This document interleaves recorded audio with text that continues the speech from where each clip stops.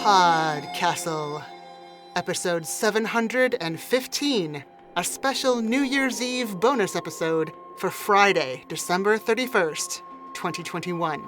Tales from the Vaults, Why I Bought Satan 2 Cokes on the Day I Graduated High School, by Nathaniel Lee. Rated R for swearing, stealing, sigils, sin, and of course, Satan.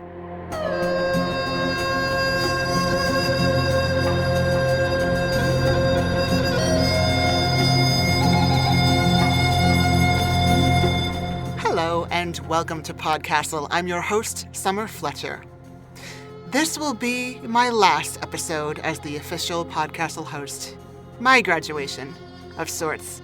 And on this occasion, I am delighted to bring you Why I Bought Satan 2 Cokes the Day I Graduated High School, which originally appeared in Unidentified Funny Objects 3, edited by Alex Schwartzman, and was later produced as PodCastle episode 336. This story was written for you by Nathaniel Lee. His bio says he puts words in various orders and intermittently receives money in return. His fiction can be found in dozens of venues online and off, and he has served both as editor at the Drabblecast and assistant editor for Escape Pod. This story will be read for you by Dave Thompson. Dave Thompson, aka the Easter Werewolf, aka the California King, is still uncomfortable with the notion of pumpkin beer, but don't hold that against him. He lives outside Los Angeles with his wife and 3 children. Together with co-editor Anna Schwind, he ran PodCastle for 5 years, stepping down to focus on his own writing in 2015. You can find 2 of his audiobook narrations on Amazon, including Norse Code by Greg Van Eekhout and Briar Patch by Tim Pratt. Dave is an escape artist's world walker and storyteller, having been published in and narrated for all 4 EA podcasts. As a side note, I really loved what Dave had to say about attending a private Christian grade school, the devil, and this story back in 2014. I highly recommend checking it out when you're done with the episode, just to appreciate where we've been. But for now, if you get the urge to yell, "Not today, Satan," hold your tongue and enjoy the story. Why I Bought Satan 2 Cokes on the Day I Graduated High School, by Nathaniel Lee. When I came out of the coffee shop with my latte and my fresh walnut brownie, the Archangel Michael was beating the ever-loving shit out of Satan down on the corner. I could see the impact crater right in the middle of the intersection, and one of the poles holding up the traffic lights was cut in 2, so the wires had fallen in the street, and also it was on fire on account of the flaming sword, so it was a real mess. All higgledy-piggledy. Michael was holding Satan up by the neck with one hand and just slapping him across the face with the other, which also, by the way, was still holding the sword, so it wasn't so much like slapping as it was punching with brass knuckles. Also, it was still on fire. People were honking, but only the ones far enough back that they couldn't see what was going on. Everyone else was kind of looking the other way, fiddling with their cell phones, avoiding eye contact.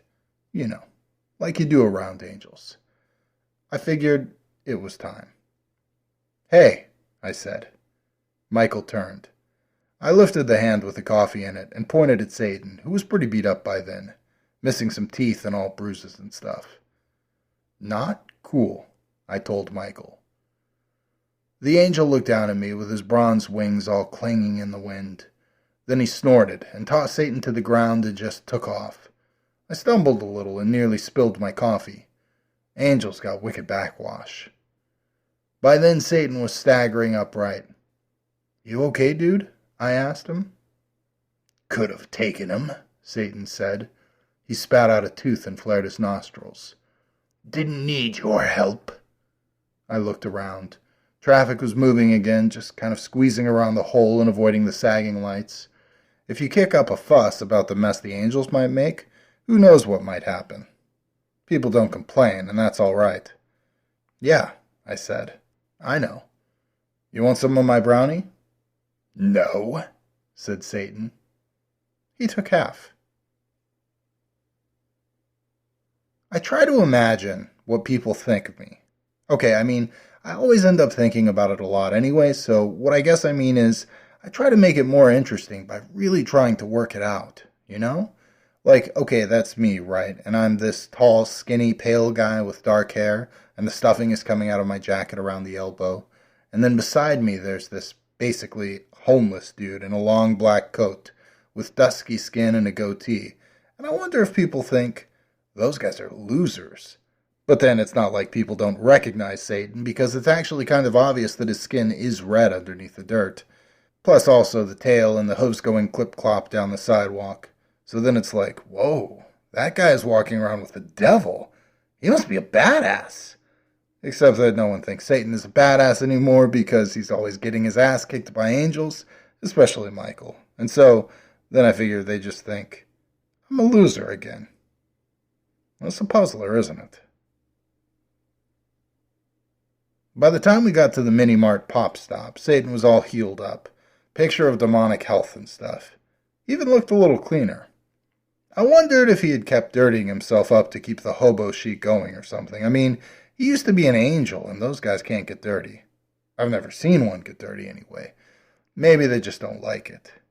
Satan was in a better mood, too. You are my good and faithful minion, he said to me, holding out his hand.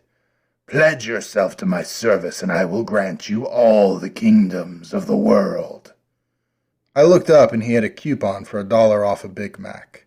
I held up my latte. I just spent my last $5, man.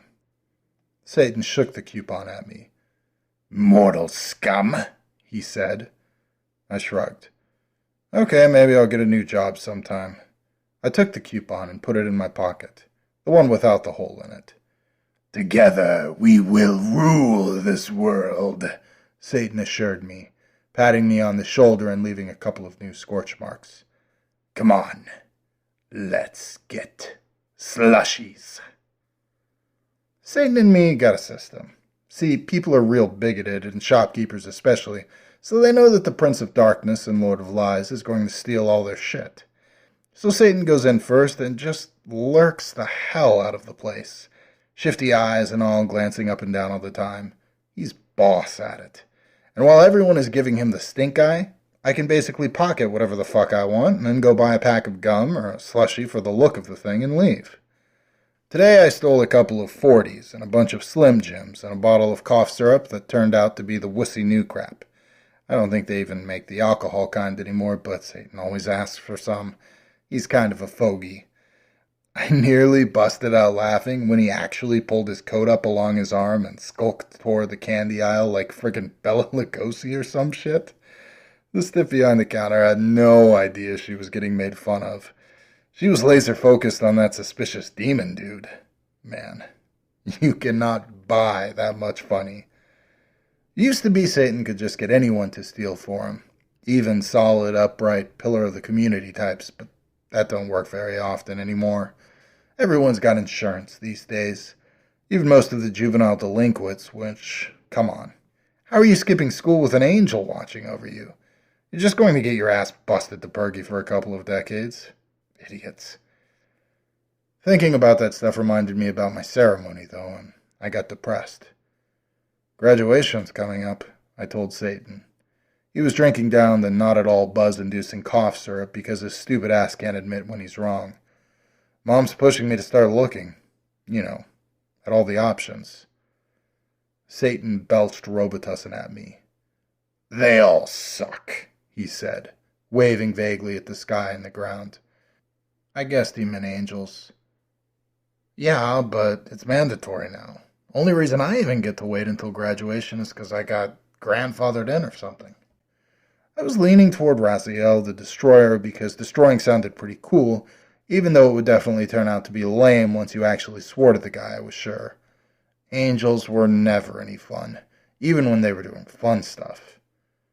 You should swear to me. You took my coupon. Yeah, but that doesn't, count. Satan pulled himself up and narrowed his eyes, and only wobbled a little. We'd already downed most of the malt liquor. I, he said slowly, am on the list. Officially. You are not. Am so? Bullshit.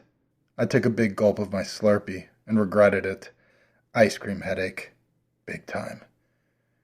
I'm an angel, right?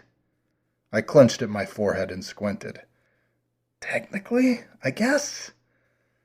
Press your tongue on the roof of your mouth. Anyway, technically is all that counts with these bozos, so I'm on the list. I have to be. You're not in the handout they gave us after spring break, I'm pretty sure.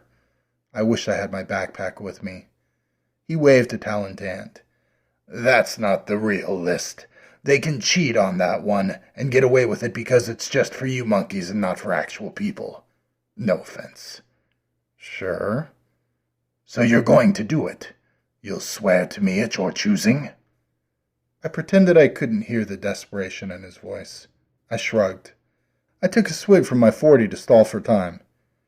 It's not like I've got anything better to do, I said at last. Yes.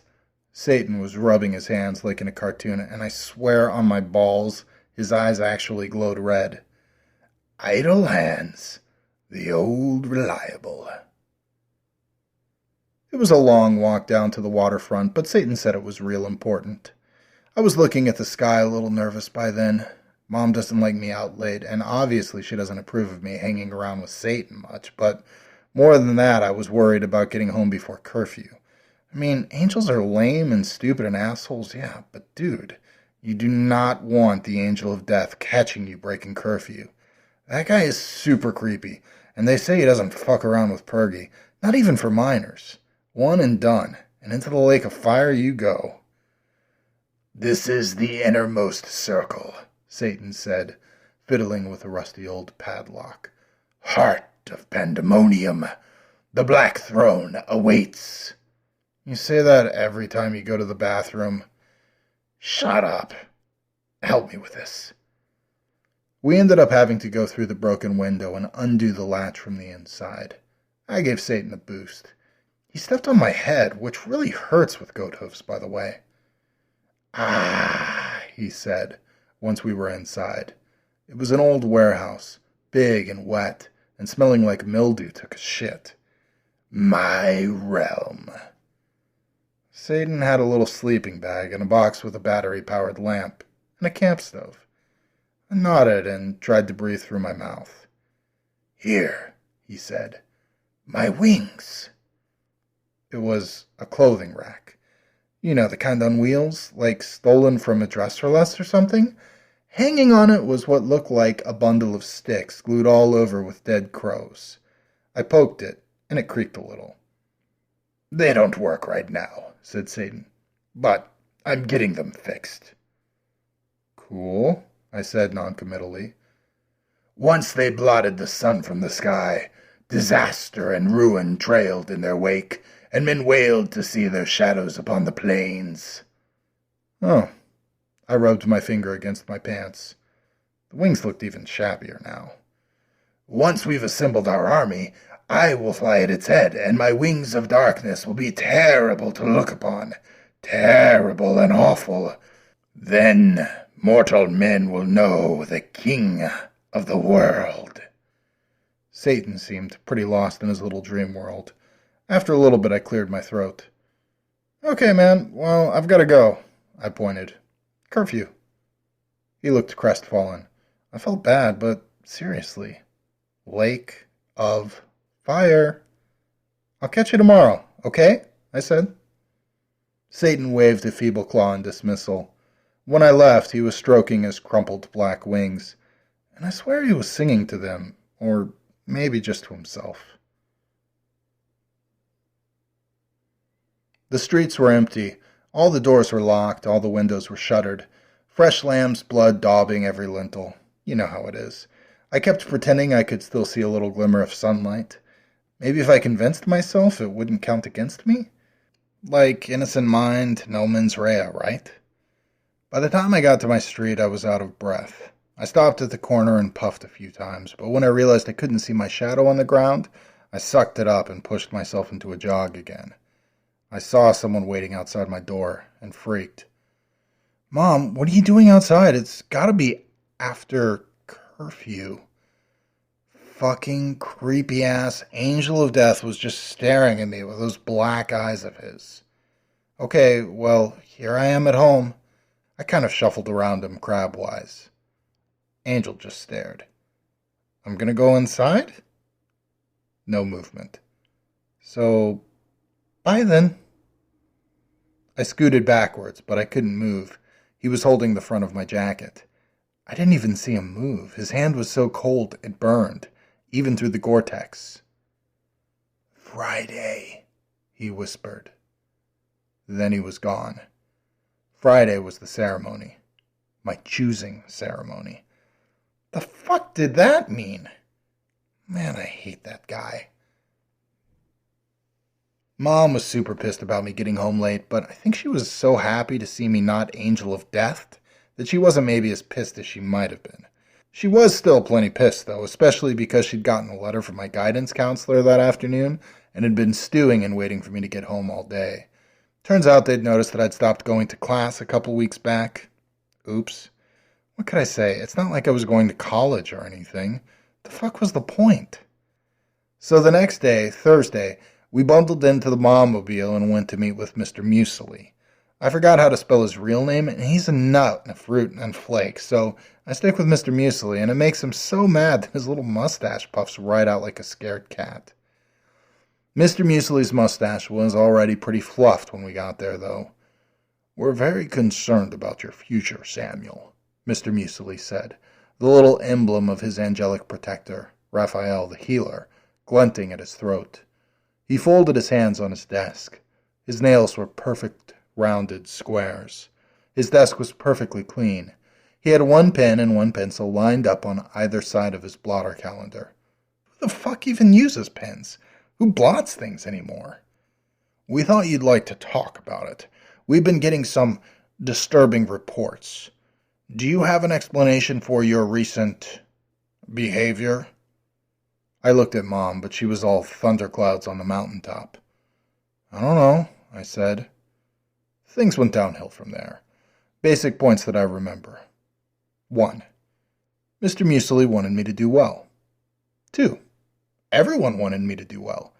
3. Doing well meant choosing correctly. 4. Which I was clearly not prepared to do. 5. Here are some pamphlets. So that was fun, and I mean fun as in angel-type fun, so not fun at all, in any way. I was basically told I would not be swearing to Raziel or Michael or any of the interesting angels. There was apparently an option called general obedience that meant, near as I could tell, working for everyone at once, but no one in particular, and generally doing manual labor, building pyramids and monuments and cathedrals, and filling in the potholes when Michael decided to drop-kick demons from orbit. Mom tried to defend me, which honestly kind of startled me, but Mr. Muesli never liked me, and had clearly finally decided to drop me right in the shit for good. Well, fine then. They didn't want me. I had other options. It took me a while to find Satan. You'd think he'd stand out more, but he blends in a lot better than he should, and nobody likes to even mention him, which makes asking which way he went kind of a pain in the ass. Half the people don't answer, even if they've seen him, and the ones that do like to give you shit. I get tracks. Once someone lectured me for almost 30 minutes until Satan wandered back around and stole his laptop bag and got the police called on us. I wasn't really in the mood for happy memories, though. Between Mr. Muesli's sanctimonious bullshit and Mom telling me that if I left the house I shouldn't bother coming back, I was pretty far in the emotional shithole. I remember having a hard time finding the street signs because everything kept getting blurry. Every now and then some smarmy asshole would come simpering up to try and find out what was wrong, earn brownie points from whatever angel they'd sworn their lives to. Mostly people got the fuck out of my way, which was good. I didn't need to ask directions. I knew where I was going. I started at the old warehouse Satan had shown me and spiraled out from there. When I started passing people whispering in clusters and looking disturbed, I knew I was getting close. He always knows the most upsetting thing to say to anyone. It's like a knack. I think it was basically his hobby when we weren't fucking around and doing stupid shit. Something twigged, even through my haze of anger, when I saw who Satan was with. Some old bag lady who was just kind of sitting on the stoop, and he was leaning down and whispering in her ear. I slowed my stride into more of a sideways saunter. My feet wanted to turn around. They were probably smarter than I was. I wonder what would have happened if I'd listened to them. At any rate, Satan heard me coming and looked up. "Sammy," he said, smiling, "I stole you a Snickers." He held out the candy bar. Actual king size, not just fun size. Usually he keeps those for himself. I realized I'd missed dinner, and my stomach rumbled. "What's up?" I said, gesturing with my Snickers. The old lady was just staring off into space. Her face was wrinkled like last year's apples, and she stank like a toilet. Even hungry as I was, I couldn't bring myself to eat in the face of that smell. "Eh?" "Oh." Satan started peeling the wrapper on another candy bar, like it was a banana. "She'll kill herself tonight, probably, or tomorrow. Drugs." He bit into the candy bar. "What? Why?" He looked at me like I was crazy. "Because I convinced her to." I looked at him like he was crazy. "Because?" "Look at her throat." When I glanced down and back up in obvious confusion, he snorted. "No sigil, no angel, no protection." He grinned, showing his rotten teeth liberally smeared with nougat. "No reprisals." "So you're just going to off her because you can?" "Despair is a sin. It's the only one she's got left." "Okay, but, fuck, dude." I felt my face flushing red. Satan's eyes went flat and dark. "They kicked me out." "Yeah, I get it. So you break the rules back at them, but..." "No." He waved a hand sharply. "Not just opposing, asking. I am asking questions. I ask questions and wait for them to answer." I was having a hard time catching my breath, and not from the old lady's B.O. "Dude, they answer you all the fucking time by bashing your head in." "That's not the question." His face was reddening too, except on him it was more of a burgundy. "She is." "What?" "Mercy. Grace." His nostril flared. "Punishment." "What? You want to talk hypocrisy and unfairness? Fucking hell, man." "Exactly." His eyes gleamed with triumph. The old lady whimpered then. Not a big noise, barely even a noise. I don't think she was trying to talk. I don't think she even knew anyone was there, but I heard it. And it's like, what the fuck? This is it? I got bullshit from the muesli knots of the world. Bullshit dropping down like manna from heaven, and what's left? More bullshit, except political? And Satan was just so pleased with himself. Like this was what was important and good and correct, and not just hanging out and having fun and not caring about stupid crap. I punched Satan. Well, I tried, but he dodged. Probably leftover omniscience or something, because he looked pretty startled. "Fuck you!" I shouted. I pushed his chest, and he backed away a step with a grunt. "She's just some old outcast, probably from before the rise, and who never got a chance to get caught up with the way things work.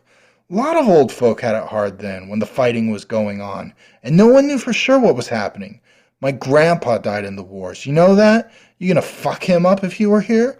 Kick him in the balls? Steal his prosthetic leg? You talk about sticking it to the angels because they play righteous when all they do is screw people over, but what the fuck? What exactly the fuck is the difference between you and them when it comes to poor assholes like this lady?" I shoved my Snickers bar into the bag lady's filthy hand.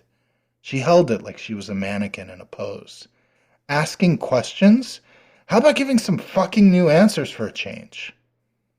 I turned and stormed away. I'd planned on waiting out the night in Satan's warehouse, but I wasn't really processing things on that level. Not then. "Sam." I didn't turn around. "Sammy." I held up my middle finger and kept walking. He didn't call a third time. It was cold in the bushes. We're fairly northerly considering the way things got shifted around to accommodate the lake of fire in the big box. You know, the 12,000 cubits one? Yeah, Fuck those fat cats who live there, but it's not like they give a shit that their house has shoved glaciers down in weird-ass places and made weather forecasting even more of a mug's game than it used to be. Anyway, point is that even at graduation time, temperature still got pretty low around 3 in the morning, and I'd left home without a jacket. I debated whether it'd be fair to try and hide from the Angel of Death or present a moving target. On the one hand, if he searches the whole city every night, and that's supposedly what he does, then any given spot is going to be unsafe at some point, so staying put won't work forever. On the other hand, if you're the only thing moving around in a silent and still landscape, you're not going to be hard to spot, you know? In the end, it was just too damn cold for me to keep on my feet. I went to the place I figured everyone would least expect to find me. I went to school. The doors were padlocked, so I'd bunked down in the hedge beside the building and spent the last few hours of the night crouched amid the old cigarette butts and discarded condoms. Both of those were against the rules, but like that ever stopped anyone, right? I must have slept. I'm not sure when I slipped off, but I know I was asleep because I remember waking up to the watery morning sun and seeing that creepy motherfucker crouching in the bushes in front of me, just staring in my face. Black eyes. Deep black. "Ah!" I croaked, too dry to shriek properly.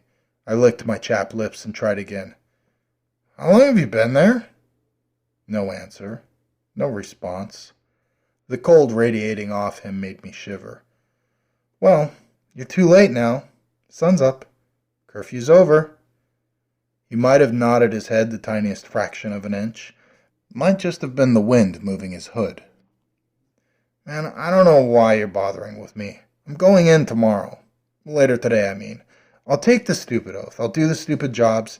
You fuckers win, okay?" Nothing. Not even a flicker. "Fucking talk, you asshole. Answer me." I reached out a hand to do something. I don't know.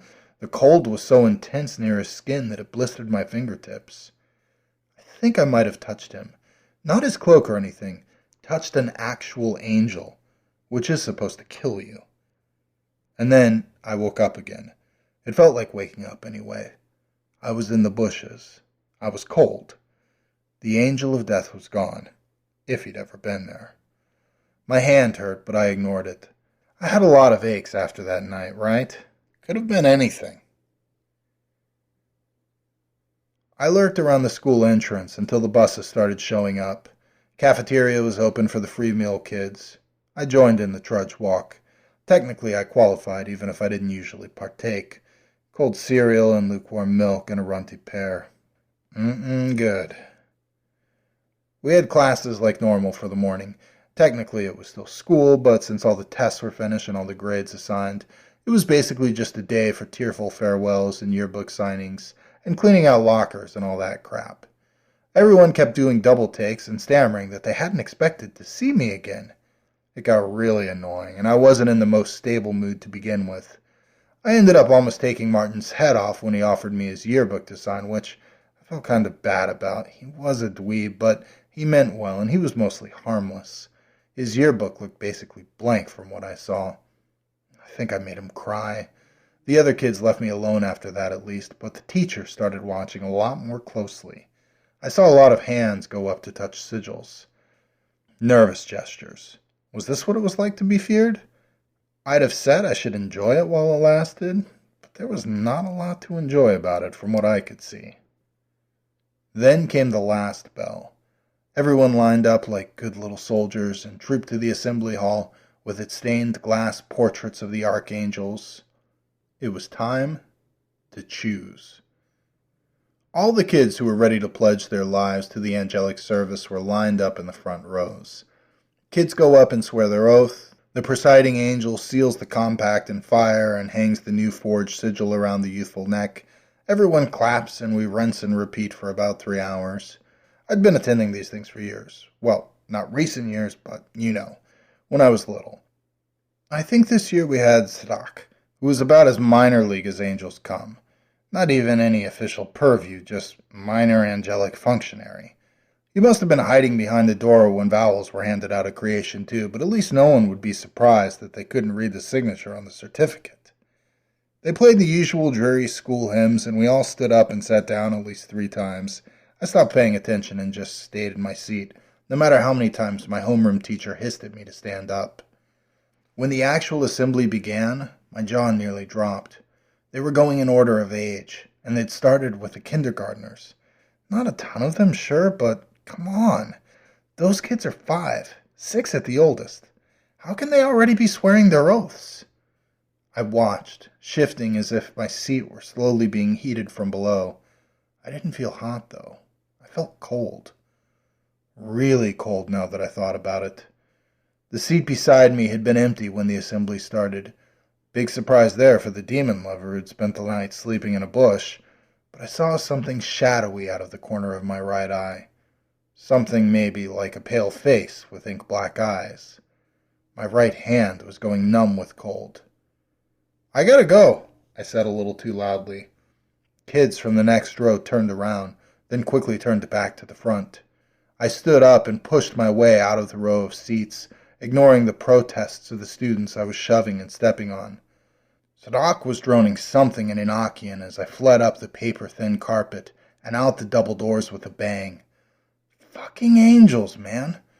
Footsteps followed after me, sensible shoes, hurried stride. Teachers. I could hear some kind of commotion from out by the front doors. They'd expect me to bolt that way, I was sure. Hopefully they'd hear the same noises and jump to the same conclusion. I ducked into the stairwell instead. Not sure what I was thinking exactly. Mostly that I just wanted to get away, hide somewhere till everything was over. Maybe I was going up to the roof for some other reason. I don't know, I'm not a psychologist. But I found myself up there, and I kind of wasn't really surprised. It was just where I needed to be. The angel of death was already waiting for me. He was standing by the edge, over where the ducks stick out and you can watch the girls' soccer team practice. It's just a thing I know about, okay? "Man," I said to the angel of death, "what the fuck is your problem?" No answer. Big surprise. The wind picked up, and I heard noises coming up the stairwell. The utility elevator started up too, rattling and clanging. You'd think I was some sort of criminal mastermind and not just a loser kid in a city full of fucking angels. I walked over beside Death because I just did not care anymore.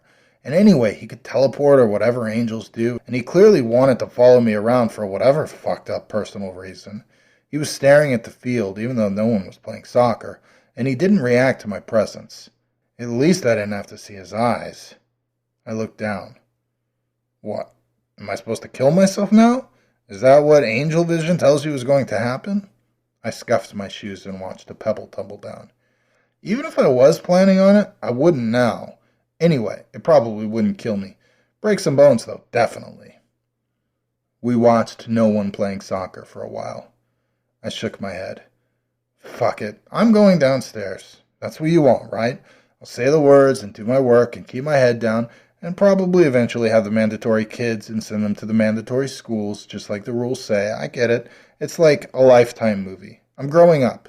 See how fucking mature I'm being? The angel smiled then. I could just see his lips curling slightly from under his hood. Except it wasn't like a "go in peace, my son" smile. It was more like a "ha-ha, sucker" smile, which made me even more unhappy and uncomfortable than I already was. I stepped back and headed for the stairs, not quite willing to turn my back on him. You can't trust anyone with wings or a halo. It plays with their minds. The utility elevator arrived with a thud and a groan. Someone inside grunted, and the iron gate rolled back. Then, wheels squeaking, out came Satan? What are you doing here? He was pushing his little clothing rack. The terrible black wings were... Okay, they were still pretty beat up and moth-eaten and generally real thrift store looking, but they were clean now and shiny in places like they'd been oiled, and as near as I could see, all the little linkages and struts that had been snapped or rusted out had been replaced. They looked functional. Satan peered out at me from behind the wings. "I fixed them," he said. "Ready to go." A weight came over me, like someone had dropped a leather poncho over my head. I felt like a half-deflated soccer ball where you give it a good kick and it just kind of goes wood and flops 10 feet. Man, I told you. I thought about that. Okay, I didn't exactly tell you, but, I thought you got it. I'm not swearing to you. I don't think I can. It's too fucked up. Satan shrank inside his filthy overcoat. His beady eyes gleamed and he looked away. I heard you, Sammy. Fix them anyway. He fidgeted some more, played with his little goatee. They're yours. I can't use them. Last time I did, they got broke pretty bad. Figured you could keep them. Flying is fun. I think I remember it being fun. I tried to force a smile. Even if inside I still felt like a soggy bit of toast. Hey man, I don't think they'll let me. When I'm sworn to general obedience, probably rules about menials having demonic artifacts and stuff. But thank you. It was nice of you. It really was, I realized. And I was fucking it up because I was in a funk because the stairwell burst open and a half-dozen teachers tumbled out, shouting. Mr. Muesli was in the lead. I think I even saw Sadak glowing serenely back in the stairwell, his melodious voice peevish as he tried to get people to move out of his way. Even the Angel of Death drifted over, as if attracted by the commotion. No one else seemed to notice him. There they are, shouted Mr. Muesli. You guys, I told them, calm down, I'm coming back down already.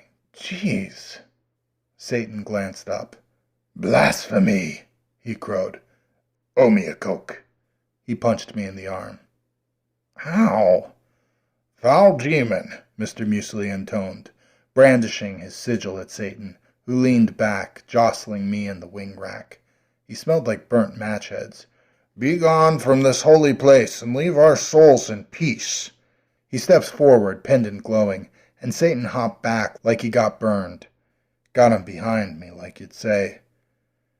Don't even want your stupid souls, Satan muttered.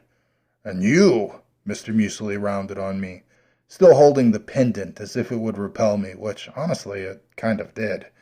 You are in so much trouble, young man. Disrupting the ceremony, consorting with devils, I may have to reconsider my recommendation that you graduate. I didn't actually say fine with me, but I think I thought it hard enough that he heard me because his face went purple, then white.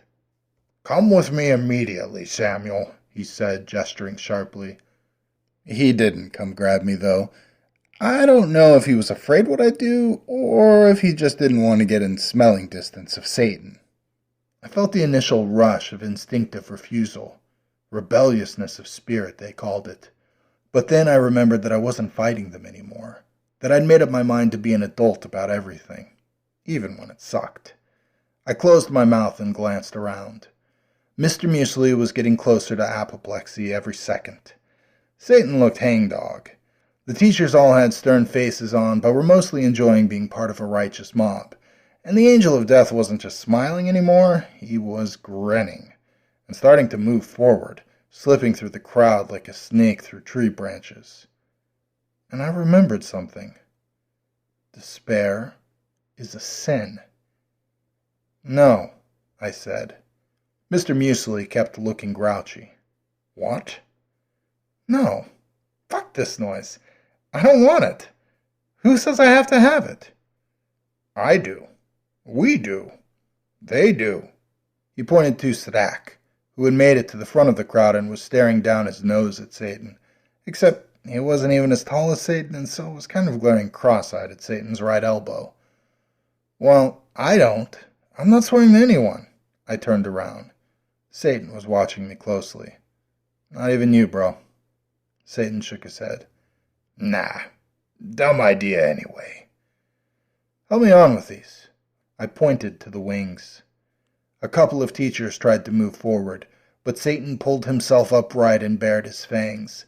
He even managed a pretty good fireball effect, even if it was more of a burp than a blast. The teachers scrambled backwards. The fire passed around Stock and the Angel of Death without touching them. Stock looked confused. The Angel of Death just watched, face impassive again. "You know the lady," Satan said as he fussed with the straps on my back. "Huh?" "The old lady." He tugged something that gave me the mother of all wedgies. "I told her not to die. Command voice. I don't think it worked very well, though probably won't for long. I don't know how to make her better for good." I laughed, really laughed for the first time in what felt like years, maybe in my whole life. Fuck if I know either, dude.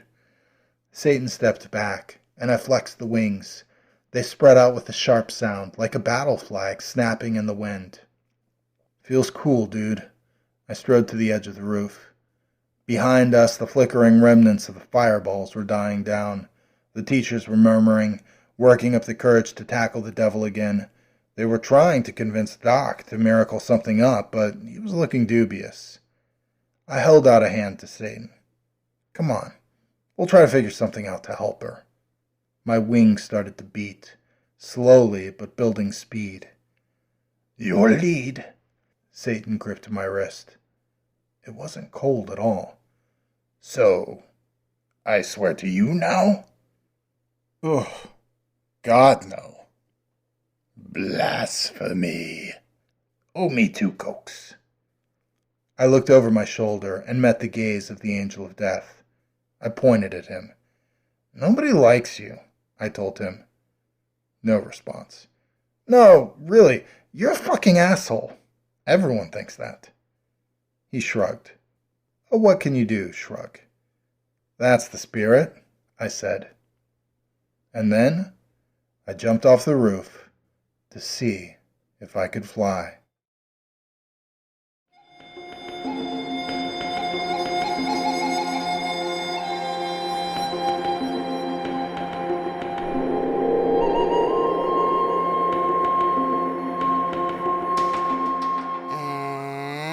Welcome back.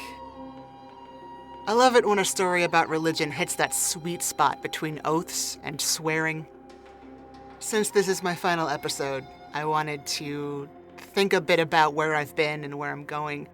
And a long time ago, I asked what people wanted to hear in these host spots. Do they want to hear my analysis? Do they want to hear about the author's inspiration or intentions?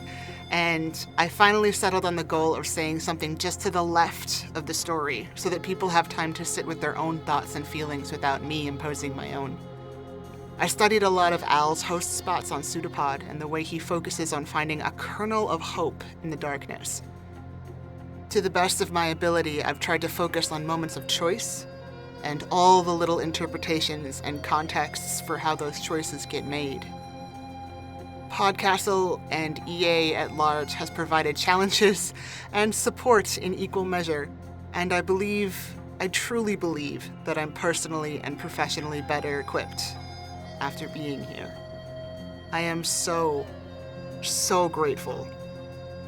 I've run from bad places because they were bad, and I've run toward good places because they were better, but this is my first experience leaving a good place because it's time. I especially want to thank my colleagues at PodCastle for all of their hard work and insight and effort, including our audio engineer Peter Adrian Baravesh, our forum moderator Asikat, your co-editors Shingai Enjoy Kagunda and Eleanor R. Wood, and as always, all of our first readers, including Tierney Bailey, Sophia Barker, Matt Dovey, Aidan Doyle, Amelia Harrington, Kai Hudson, Craig Jackson, Devin Martin, Julian Jarbo, Julia Pat, Hamilton Perez, Shrikrupa Krishna Prasad, Zeev Witties, and Caitlin Zavanovich. And of course, I want to thank you, our wonderful audience. Thank you for being with us in spirit week after week. And thank you to all of our authors and all of our narrators, the absolute stars of the show. The Flying Castle will drop me off soon, but it'll be back next week with another tale. We'll meet again one day, on other adventures. See you then.